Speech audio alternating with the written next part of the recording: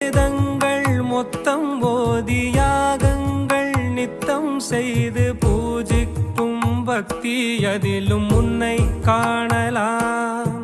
பசி என்று தன் முன் வந்து கையேந்தி கேட்கும் போது தன் உணவை தந்தால் கூட உன்னை காணலாம்.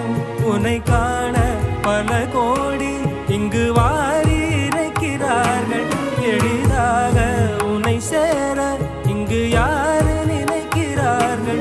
அலங்காரம் அதில் நீ இல்லை, அகங்கார மனதில் இல்லை. துளி கள்ளம் கபடம் கலந்திடாத அன்பில் இருக்கிறாய். உணர்ந்தேன் உனையே